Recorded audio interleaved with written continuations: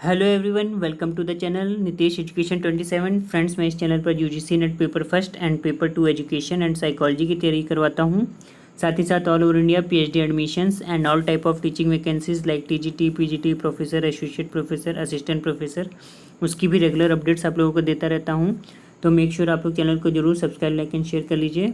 तो स्टार्ट करते हैं। तो जैसा कि लास्ट क्लास में हम लोग जो है साइकोलॉजी का previous year question paper PGT 2016 को हम लोग सॉल्व कर रहे थे, जिसका कोड है PG13, ठीक है, और सेट डी है। तो मैंने ये कहा था आपसे लास्ट क्लास में कि वीडियो काफ़ी लंबा हो जाएगा, इसलिए सारे क्वेश्चन एक साथ डिस्कस नहीं कर सकते। तो लास्ट क्लास में लगभग हम लोगों ने 26 क्वेश्चन डिस्कस किए थे। अब उसके आगे आज हम लोग कंटिन्यू करेंगे। तो स्टार्ट करते हैं part 2 PGT psychology previous year solve paper. जैसा कि आपकी स्क्रीन पर दिख रहा है, फर्स्ट क्वेश्चन है, माफ़ कीजिएगा 27 नंबर क्वेश्चन है, क्योंकि अब हम लोग आगे इसको सॉल्व कर रहे हैं। तो वेशलर्स प्रौढ़ बुद्धि परीक्षण में आईक्यू का मापन किस प्रकार किया गया है? ऑप्शन है स्टैंडर्ड डेविएशन, मीन, मीडियन या एवरेज डेविएशन।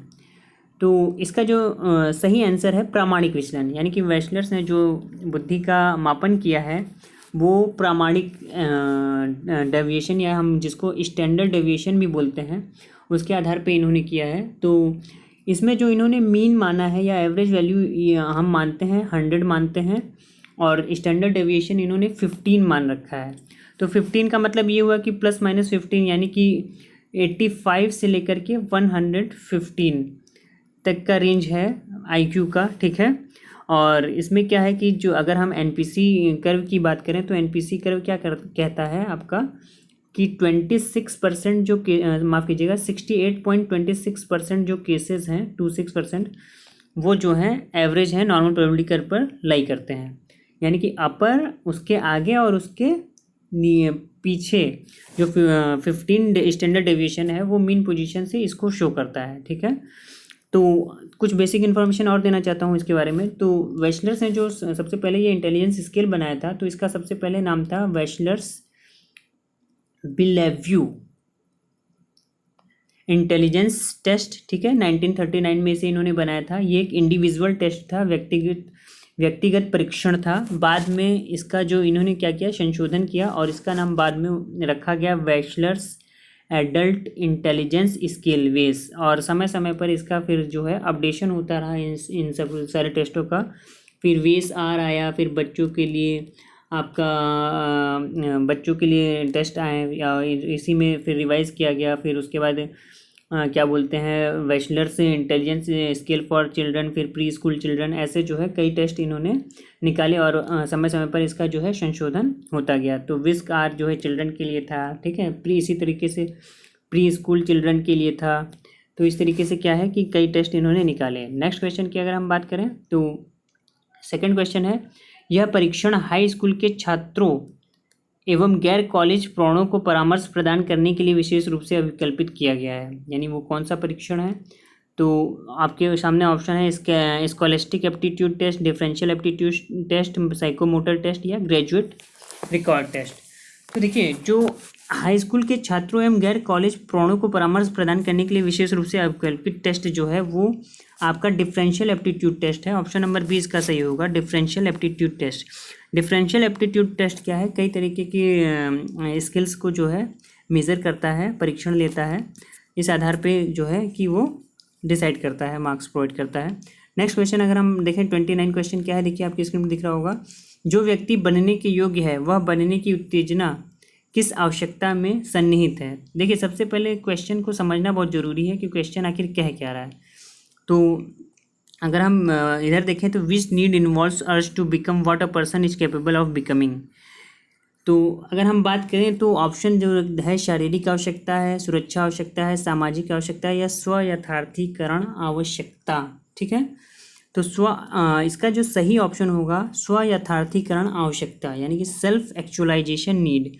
यानी कि which need involves us to become what a person is capable of becoming, यानी कि आप क्या बनने योग्य हैं ये आप खुद जान सकते हैं। यानी ये सेल्फ एक्चुअलाइजेशन नीड है, क्योंकि जब आप जो बनना चाहते हैं वो बन जाएंगे तो आपके अंदर एक सेटिस्फैक्शन डेवलप हो जाएगा, जिससे हम लोग सैल्वेशन भी कहते हैं, जिसे हम अल्टीमेट गोल भी कहते हैं, ठीक है।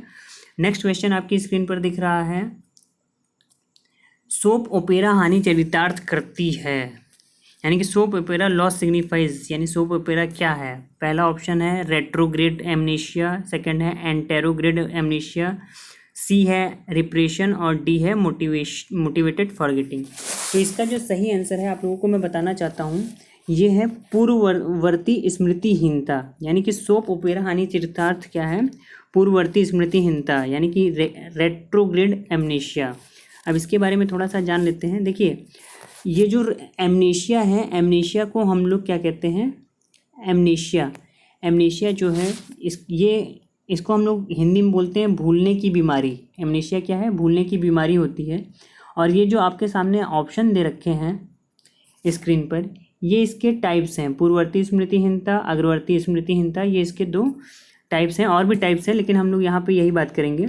तो ये जो रेट्रोग्रेड एमनेशिया होता है, यानी कि जो ऑप्शन ए आपके सामने दिख रहा है जिसके बारे में मैं डिस्कस कर रहा हूँ यहाँ पर, ऑप्शन ए, ये क्या होता है इसके बारे में थोड़ा सा बताना चाहता हूँ आप लोगों को। जो रेट्रोग्रेड एमनेशिया है, इसमें किसी भी घटना के घटने के पहले की यादें इंसान भूल जाता है।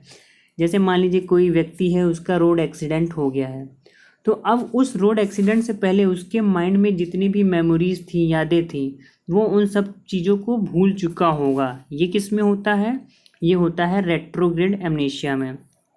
अब एंटेरोग्रेड एमनेशिया में क्या होता है, एंटेरोग्रेड एमनेशिया में होता है व्यक्ति घटना घटने के बाद की यादों को भूल जाता है, यानी पहले की नहीं। जैसे मान लीजिए किसी व्यक्ति का कोई एक्सीडेंट हुआ, तो उसके बाद की जो यादें हैं, यानी घटना के बाद की जो नई यादें हैं, न्यू मेमोरीज, उसको बनाने में व्यक्ति क्या होता है, असमर्थ होता है। तो जो आपका रेट्रोग्रेड एमनेशिया है, इसे हम प्रतिगामी एमनेशिया भी कहते हैं। इसका नाम जरूर याद रखिएगा, हो सकता है दूसरे नाम से पूछा जा सकता है। तो रेट्रोग्रेड एमनेशिया क्या है, प्रतिगामी एमनेशिया या पूर्ववर्ती एमनेशिया, ठीक है। और सोप ओपेरा हानि चरितार्थ क्या है, soap opera loss signifies retrograde amnesia, यानी कि भूलने की एक बीमारी, जो कि ऑप्शन नंबर ए इसका सही है।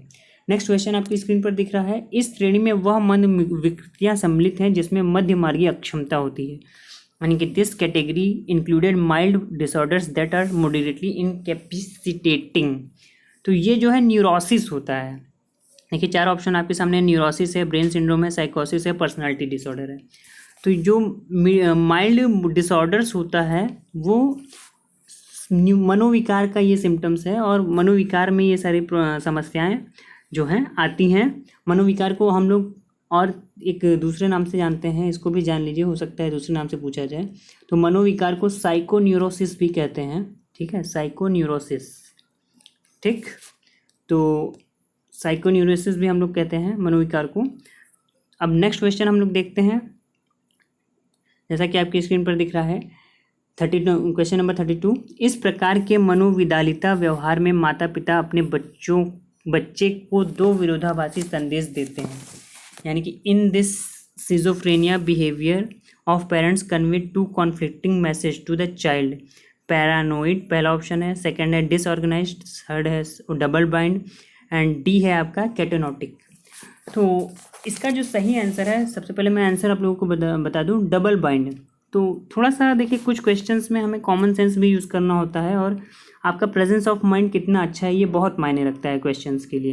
तो अगर आप क्वेश्चन ध्यान से पढ़ेंगे तो इसमें देखिए लिखा है, इस प्रकार के मनोविदालिता व्यवहार में माता पिता अपने बच्चे को 2 विरोधाभासी संदेश देते हैं।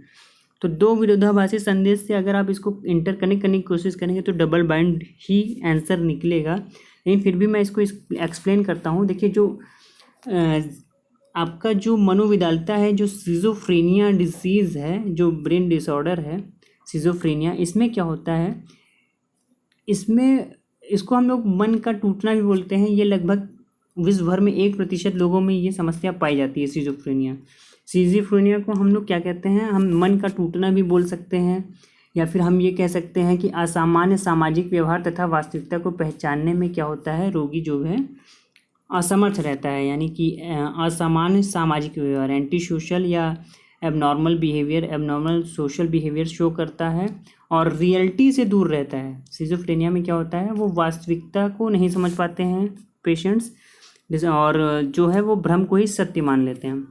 तो इसमें जो ऑप्शन है आपका पैरानोइड है, अव्यवस्थित है, डबल बाइंड है। तो सही आंसर है डबल बाइंड। पैरानोइड कैटानोटिक जो है, कैटानोटिक भी एक इसका एक प्रकार है जिसमें क्या होता है, मोटर डिस्टर्बेंस होता है। कैटानोटिक में क्या होता है, मोटर डिस्टर्बेंस होता है, यानी कि पेशीय डिस्टर्बेंस होता है। और आगे अगर बात करें डिसऑर्गेनाइज्ड, तो ये भी क्या है, इसमें सारी चीज़ें असंगठित होती हैं। और पैरानोइड की बात करें तो पैरानोइड में क्या होता है, दंड व बड़प्पन या फिर ईर्ष्या, सम्मोह आदि चीज़ों की समस्या लोगों में आती है। नेक्स्ट क्वेश्चन है आपका क्वेश्चन नंबर 33।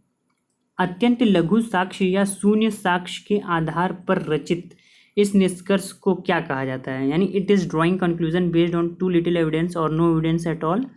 पहला ऑप्शन है आर्बिट्रेरी इंटरफेरेंस, सेकंड है सेलेक्टिव एब्स्ट्रैक्शन, थर्ड है ओवर जनरलाइजेशन एंड डी है मैग्निफिकेशन एंड मिनिमाइजेशन। तो देखिए, आप अगर इसको अपने स्वविवेक से सोचेंगे तो आपको आंसर खुद ही मिल जाएगा क्वेश्चन में, ज़्यादा इसमें पढ़ने की ज़रूरत नहीं होगी। तो इसमें क्या है आपका, देखिए जब आपके पास कोई भी साक्ष्य नहीं है, जीरो एविडेंस है, तो आप सिलेक्शन तो कर नहीं सकते, सेलेक्टिव एब्स्ट्रैक्शन क्यों, क्योंकि आपके पास कोई ऑप्शन अवेलेबल नहीं है। ओवर जनरलाइजेशन भी नहीं कर सकते क्योंकि आपके पास कोई निष्कर्ष नहीं है।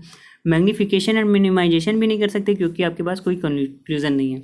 यानी आप केवल अंदाज़ा लगा सकते हैं। अंदाज़ा लगाने को ही हम लोग क्या कहते हैं, स्वच्छंद अनुमान, यानी आर्बिट्रेरी इन्फरेंस। केवल हम अनुमान लगा सकते हैं अगर आपके पास एविडेंस नहीं है। जैसे मान लीजिए आपके सामने कोई आपके फ्रेंड ने किसी इवेंट को बताया कि यार उस लड़के का एक्सीडेंट हो गया या जो भी कुछ है, कोई ऐसा इवेंट हो गया उसके साथ, तो हम अंदाज़ा लगाते हैं कि यार वो अब तब तो वो नहीं बचा होगा, ऐसा मुंह से निकल आता है कि बहुत बुरा एक्सीडेंट हुआ था तो उसके बचने के चांसेस बहुत कम होंगे। तो ये हमारा स्वच्छंद इन्फरेंस है, क्योंकि ना हमने उस एक्सीडेंट को होते हुए देखा है, केवल हमने सुना है और हमारे पास कोई साक्ष्य नहीं है, या किसी की घर चोरी हो गई या कुछ भी हो गया ऐसा इवेंट इस टाइप का। क्वेश्चन नंबर 34 आपकी स्क्रीन पर दिख रहा है। किसने समूहों का वर्गीकरण क्षैतिज एवं ऊर्ध्वाधर के रूप में किया है? तो ऑप्शन है गिडिंग, कूली, गिलिन, मिलर। तो सही ऑप्शन है इसका option number D, Miller. Miller ने जो है समूहों का वर्गीकरण क्षैतिज एवं ऊर्ध्वाधर के रूप में किया है। नेक्स्ट क्वेश्चन आपका है क्वेश्चन नंबर 35। भरे जाने वाले पद की आवश्यकताओं का स्पष्ट विशेष वर्णन कहलाता है। ऑप्शन है जॉब एनालिसिस, सेकेंड ऑप्शन है जॉब डिज़ाइन, थर्ड है जॉब डिस्क्रिप्शन, फोर्थ है जॉब स्पेसिफिकेशन। यानी कि clear specification of requirement of job to be filled is called. देखिए, clear specification of requirement of job किस में होता है? कार्य विश्लेषण में होता है, ऑप्शन नंबर ए में होता है।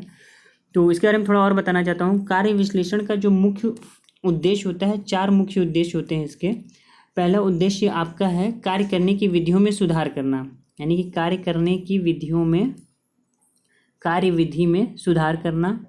सेकंड एम इसका होता है स्वास्थ्य एवं सुरक्षा के उद्देश्य से जॉब विश्लेषण किया जाता है। स्वास्थ्य व सुरक्षा, राइटिंग थोड़ी अच्छी नहीं है तो आप लोग समझ प्लीज़ ध्यान से सुनिएगा।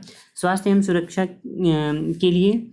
और चौथा है ट्रेनिंग एम्प्लॉयज़, यानी कि कर्मचारियों के प्रशिक्षण के लिए ट्रेनिंग एम्प्लॉयज़।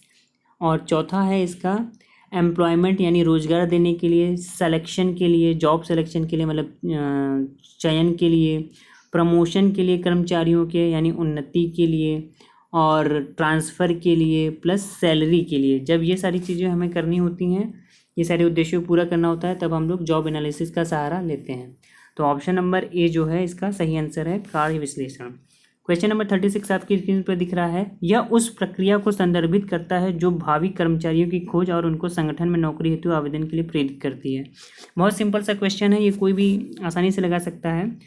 चयन, नियोजन, स्थानन, भर्ती, यानी भर्ती, ऑप्शन नंबर डी इसका सही है। It refers to the process of searching for prospective employees and simulating them to apply for jobs in an organisation. जब आप किसी जॉब के लिए अप्लाई करते हैं तो ये मोस्ट कॉमन क्वेश्चन है। आप हमेशा देखते हैं शिक्षक, प्राथमिक शिक्षक भर्ती, पीजीटी, टीजीटी शिक्षक भर्ती, ये सब क्या है? भर्तियाँ हैं। भर्तियों का मतलब रिक्रूटमेंट, यानी कि आंसर नंबर डी, 36 का आंसर डी जो है सही आंसर है। नेक्स्ट अगर हम आगे बढ़ते हैं तो अब आगे देखिए क्या है, आपकी स्क्रीन पर दिख रहा है क्वेश्चन नंबर 37। ठीक है, 37 क्या कहता है? यह परीक्षण अभ्यर्थियों की योग्यता जैसे हस्तचालित निपुणता, गत्यात्मक योग्यता और आँख एवं हाथ के बीच परस्पर तालमेल का मापन करता है। अब ये कौन सा परीक्षण है? तो देखिए, इंटेलिजेंस टेस्ट है, जॉब नॉलेज टेस्ट है, या साइकोमोटर टेस्ट है, या मैकेनिकल एप्टीट्यूड टेस्ट है। देखिए, जब भी मोटर की बात आएगी, यानी गत्यात्मक पहलू की बात आएगी, या काइनेस्थेटिक, इसको हम काइनेस्थेटिक भी बोलते हैं दूसरे शब्दों में, तो हमेशा आप ये याद रखिएगा, ये मनोगत्यात्मक परीक्षण के अंतर्गत आएगा। यानी कि जब भी आप मोटर एबिलिटी को चेक करते हैं या आई हैंड कोऑर्डिनेशन को चेक करते हैं, तो ये साइकोमोटर डोमेन में आता है और इसके लिए हमें साइकोमोटर टेस्ट करना होगा। यानी कि 37 का ऑप्शन नंबर सी जो है सही आंसर है। नेक्स्ट क्वेश्चन है आपका 38। औद्योगिक संबंधों को प्रभावित करने वाले इस कारक में सरकारी नीति, स्वैच्छिक न्यायालय, श्रम व्यवस्थापन आदि सम्मिलित हैं। यानी कि इकोनॉमिक फैक्टर्स है, या इंस्टीट्यूशनल फैक्टर है, या टेक्नोलॉजिकल फैक्टर्स है, या सोशल फैक्टर्स है। तो देखिए, हम इंडस्ट्रियल साइकोलॉजी पढ़ते हैं, आपको पता होगा। तो औद्योगिक संबंधों को प्रभावित करने वाला कारक भी क्या होगा? संस्थागत कारक होगा, ना कि कोई आर्थिक कारक होगा, ना प्राविधिक कारक, ना सामाजिक कारक। यानी कि ऑप्शन नंबर बी जो है इसका सही आंसर है, संस्थागत कारक। नेक्स्ट क्वेश्चन है आपका, उद्योगों के सामान्य कार्य कारण में विघटन उत्पन्न करना इसका लक्ष्य है। यानी कि this aims at disrupting the normal functioning in industry. तो देखिए, उद्योगों में विघटन या रुकावट कब आएगी? जब आप कार्य बहिष्कार करते हैं, जब एम्प्लॉयज़ क्या है, कार्य बहिष्कार करते हैं। ये भी बहुत सिंपल सा क्वेश्चन है। यानी कि उद्योग के सामान्य कार्य कारण में विघटन उत्पन्न करना किसका लक्ष्य है? बहिष्कार का, या एम्प्लॉयज़ जो है बॉयकॉट कर देते हैं।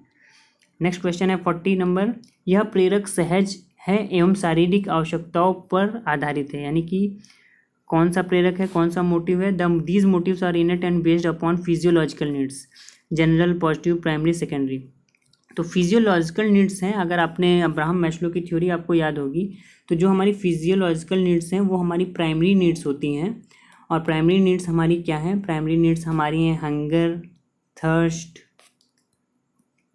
यानी कि भूख, प्यास, सेक्स, स्लीप, और डेफिकेशन। डेफिकेशन का मतलब मलमूत्र त्याग करना। तो ये हमारी प्राथमिक नीड है, ठीक है। यह प्रेरक सहज है एवं शारीरिक आवश्यकता पर आधारित है। कौन सा? प्राथमिक प्रेरक, ठीक है, हमारा फिजियोलॉजिकल नीड्स। आगे अगर हम बात करें, क्वेश्चन नंबर 41 आपकी स्क्रीन पर दिख रहा होगा। इस प्रकार के साक्षात्कार में अभ्यर्थी को अपने बारे में बताने का अवसर दिया जाता है। कैसे साक्षात्कार में? अनौपचारिक साक्षात्कार, असंरचित, प्रतिबल, या गहन। तो आंसर आपको बताना चाहता हूँ, ये ऑप्शन नंबर बी जो है, असंरचित साक्षात्कार में जो है अभ्यर्थी को अपने बारे में बताने का अवसर दिया जाता है। बाकी जो stress interview, depth interview, informal है, इसमें ये सारे मौके नहीं दिए जाते हैं। और ये बताना चाहता हूँ कि ये साक्षात्कार जो है ये जॉब एनालिसिस का, टेक्निक ऑफ जॉब एनालिसिस का एक पार्ट है। जॉब एनालिसिस के कई तरीके हैं, जैसा कि ऑब्जर्वेशन होता है, क्वेश्चनियर होता है, इंटरव्यू होते हैं, बहुत सारी चीज़ें हैं, ठीक है। नेक्स्ट क्वेश्चन है आपका, मनोविश्लेषण सिद्धांत किसने दिया? देखिए, most common and most easiest question है। फ्रायड ने, आल्पोर्ट ने, केटल ने, जॉन ने। तो मनोविश्लेषण सिद्धांत किसने दिया है? सिगमंड फ्रायड ने। सभी को पता होगा, बहुत सिंपल सा क्वेश्चन है। एक चीज़ मैं ये बताना चाहता हूँ कि जो साइको एनालिटिक थ्योरी है, इसे साइकोसेक्सुअल थ्योरी भी कहते हैं। इसमें सिगमंड फ्रायड ने बताया है, लिबिडो के बारे में बताया है, इड, ईगो, सुपर ईगो के बारे में बताया है, और हमारा कॉन्शियस माइंड, अनकॉन्शियस माइंड, सब कॉन्शियस माइंड, इसके बारे में बताया। काफ़ी अच्छे टर्म दिए हैं और काफ़ी चीज़ें बता रखी हैं। तो ये सारी चीज़ें आगे देखेंगे हम लोग जब कभी डिटेल में पढ़ेंगे। नेक्स्ट क्वेश्चन है आपका, अच्छा देखिए, इसमें एक चीज़ और मैं बताना चाहता हूँ कि जैसे ऑलपोर्ट है, ऑलपोर्ट की थ्योरी का क्या नाम है? Trait theory of personality. Allport ने सील गुण का सिद्धांत दिया है, ठीक है। और केटल का 16 PF आप जानते ही हैं, ठीक है। अब क्वेश्चन नंबर 13 की बात करते हैं, माफ़ कीजिएगा 43। व्यक्तित्व के सतह सिद्धांत का प्रतिपादन किसने किया? FW टेलर ने, ऑलपोर्ट ने, कॉल रोजर ने, या रुक ने? तो व्यक्तित्व के स्वतः सिद्धांत यानी कि सेल्फ थ्योरी ऑफ पर्सनैलिटी, ये कॉल रोजर्स की थ्योरी है, सेल्फ का सिद्धांत। कॉल रोजर्स की थ्योरी को हम लोग और क्या कहते हैं? फेनोमेनोलॉजिकल थ्योरी, फेनोमेनोलॉजिकल थ्योरी, यानी कि संवृत्तिक शास्त्र का सिद्धांत। तो इनकी थ्योरी में जो सेल्फ है, आत्मन का मतलब क्या है? रोजर्स ये कहते हैं कि हर इंसान के अंदर जब वो पैदा होता है तो प्रासंगिक कई गुण होते हैं, लेकिन उसमें से कोई एक गुण इंसान का जो है कि वो विशिष्ट गुण हो जाता है और वही विशिष्ट गुण उसकी लाइफ लॉन्ग पर्सनैलिटी बन जाती है। इसी को उन्होंने आत्मन की संज्ञा दी है, जो कि उसके साथ पूरे जीवन भर चलता है। तो ऑप्शन इसमें कौन सा सही होगा? ऑप्शन है आपका Carl Roger, option number C. ठीक है। बाकी अगर हम एफ.डब्ल्यू. टेलर की बात करें तो आपको अलग से बता देना चाहता हूँ, ये इंडस्ट्रियल इंजीनियरिंग का कॉन्सेप्ट इन्होंने लिया था और इन्होंने जो है कि मैनेजमेंट यानी कि मैनेजमेंट की बात की थी इंडस्ट्री में, वो कैसे संभाला जाए। आउटपुट के बारे में आपको मैंने बता दिया अभी प्रीवियस क्वेश्चन में। अब क्वेश्चन नंबर 44 आपकी स्क्रीन पर दिख रहा है। वह प्रकृति क्या है जिसके अंतर्गत संवेदन आगत की प्राप्ति और उसका कूट लेखन में परिवर्तित करके भंडारण किया जाता है, यानी what is the process of receiving sensory input and transforming it into a code which can be stored. तो सूचनाओं को ग्रहण करके उसे कूट लेखन करना, देखिए क्वेश्चन में ही आंसर है, कूट लेखन में परिवर्तित करना ही कूट लेखन कहलाता है, इनकोडिंग कहलाती है। इसके अलावा अगर हम बात करें तो ये क्या है, ये एक मेमोरी का प्रोसेस है जिसमें सबसे पहले इनकोडिंग होती है, फिर डेटा आप स्टोर करते हैं माइंड में, फिर डिकोडिंग होती है। ठीक है। तो ऑप्शन नंबर कौन सा सही होगा? ऑप्शन नंबर कूट लेखन इनकोडिंग सही है। अब 45 नंबर क्वेश्चन है आपकी स्क्रीन पर। किस प्रकार की स्मृति में व्यक्ति जागरूक न होने के बावजूद अपने आगामी निष्पादन एवं व्यवहार को प्रभावित कर सकते हैं? क्वेश्चन ध्यान से समझिए। In which type of memory people are not consciously aware of, यानी कि पीपल कॉन्शियसली अवेयर नहीं होता है, मतलब चेतन में उसकी चीज़ें नहीं होती हैं मेमोरी में, but can affect there subsequent performance and behaviour. तो देखिए पहला ऑप्शन है इम्प्लिसिट बिहेवियर, दूसरा एक्सप्लिसिट मेमोरी, तीसरा सेमेंटिक, चौथा डिक्लेरेटिव। तो इसका जो सही आंसर है वो है अंतर्निहित स्मृति। अंतर्निहित स्मृति में क्या है, आप जागरूक नहीं हैं उसके बाद भी आप अपने आगामी निष्पादन एवं व्यवहार को प्रभावित कर सकते हैं, क्योंकि आपके दिमाग में कुछ ना कुछ चीज़ें स्टोर होती हैं और दिमाग में बहुत ढेर सारी चीज़ें माइंड में चल रही होती हैं। उसके अलावा एक्सप्लिसिट मेमोरी का मतलब क्या है, जिसे हम एक्सप्रेस कर देते हैं। शब्दार्थ मेमोरी शब्दों से रिलेटेड है। डिक्लेरेटिव मेमोरी जो है आपका, डिक्लेरेटिव मेमोरी को हम लोग फैक्ट मेमोरी भी कहते हैं। इसको अगर याद रखिएगा, डिक्लेरेटिव मेमोरी को हम लोग फैक्ट मेमोरी भी कहते हैं। और जो डिक्लेरेटिव मेमोरी है इसी का सब पार्ट है सेमेंटिक मेमोरी और एपिसोडिक मेमोरी। ठीक है। तो नेक्स्ट क्वेश्चन है आपका, अगर हम आगे क्वेश्चन की बात करें तो नेक्स्ट क्वेश्चन आपकी स्क्रीन पर दिख रहा होगा। किसने कहा है कि अभिवृत्ति एवं विश्वास दोनों परस्पर संबंधित है? तो ये तो डायरेक्ट स्टेटमेंट है और इसका मैं डायरेक्ट आंसर बता दे रहा हूँ। क्रच एंड क्रचफील्ड ने ये बात कही है। 47 नंबर क्वेश्चन है, किस प्रकार का अवधान इच्छित क्रियाओं की पुनरावृत्ति से प्राप्त होता है? बाध्य, तत्कालीन, अंतर्निहित या सुव्यक्त? तो जो आपका ऑप्शन नंबर डी है एक्सप्लिसिट अवधान, अटेंशन, वो इच्छित क्रियाओं की पुनरावृत्ति से प्राप्त होता है। ठीक है। नेक्स्ट क्वेश्चन है आपका, जटिल व्यवहार जो समस्त उपजातियों के बीच कठोरता से गढ़ा है और अनाधिगमित है क्या कहलाता है? ध्यान से क्वेश्चन समझेंगे, आंसर अपने आप मिल जाएगा। देखिए, a complex behaviour that is rigidly patterned throughout a species and is unlearned is called what? यानी कि जब इंसान पैदा होता है जो समस्त उपजातियों के बीच कठोरता से गढ़ा है, जो भगवान ने पहले से प्री इंस्टॉल्ड करके भेजा है सॉफ्टवेयर में, उसे हम क्या कहते हैं? उसे हम कहते हैं अपना इंस्टिंक्ट, मूल प्रवृत्ति, जिसकी बात सिगमंड फ्राइड ने भी की है। मूल प्रवृत्ति की बात सकिंग है, जैसे चूसना है, मुंह में बच्चे कुछ डाल लेते हैं, आई ब्लिंकिंग है, ये सब मूल प्रवृत्ति हैं। ठीक है। तो ऑप्शन नंबर बी जो है इसका सही आंसर है। नेक्स्ट क्वेश्चन है आपका 49, यह किस प्रकार के अधिगम का उदाहरण है? ध्यान से देखिएगा, क्वेश्चन बहुत ईजी है। दफ्तर से घर लौटने के बाद एक पिता अपने बेटे को भयभीत करने के लिए हमेशा गाली गलौज करता है और उसे दंड देता है। देखिए यहाँ पर ऑप्शंस जो हैं ऑपरेंट कंडीशनिंग है या क्लासिकल कंडीशनिंग है या रेनफोर्समेंट लर्निंग है या इंसाइटफुल लर्निंग है। तो ध्यान से अगर क्वेश्चन आप देखेंगे तो ये पिता जो है घर से लौटने के बाद रोज जब भी वो आता है गाली गलौज करता है और उसे दंड देता है, किसके लिए? भयभीत करने के लिए। यानी कि वो ऑफिस, अब बच्चे के मन में एक क्या चेन बैठाई जा रही है कि अभी पापा आएंगे ऑफिस से और तुरंत गाली गलौज करेंगे। किस लिए करेंगे? डर उत्पन्न करने के लिए। यानी यहाँ पर क्या है, यहाँ पर आपका कंडीशनड स्टिमुलस दिया जा रहा है, जो कि पापा आ रहे हैं किस लिए आ रहे हैं, बच्चे से गाली गलौज कर रहे हैं, ठीक है, और बच्चा अनकंडीशन रिस्पॉन्स दे रहा है, कंडीशन रिस्पॉन्स डर। तो ये क्लासिकल कंडीशनिंग का एग्जाम्पल है, ठीक है, प्राचीन अनुबंधन का, जिसके रचयिता या कह सकते हैं जिसके प्रोपाउंडर हैं IP पेवलोव, जिन्हें नोबेल पुरस्कार भी मिला है क्लासिकल कंडीशनिंग के लिए, ठीक है, IP पेवलोव, ठीक, क्लासिकल कंडीशनिंग के प्रणेता हैं। आगे अगर हम बात करें तो नेक्स्ट क्वेश्चन है आपका विद्युत आघात, ठीक है, विद्युत आघात एवं उच्च ध्वनि किस प्रकार के पुनर्बलन का उदाहरण है। तो जाहिर सी बात है सकारात्मक तो बिल्कुल नहीं होगा, क्योंकि बिजली का झटका लगना क्या अच्छी बात है, नहीं। नकारात्मक, स्थिर या परिवर्तनशील, तो ये जो एग्जाम्पल है ये नकारात्मक, यानी कि electric shock and loudness or noise is an example of which type of reinforcer, negative reinforcer, ठीक है। नेक्स्ट क्वेश्चन है आपका रेटिना में अवसादी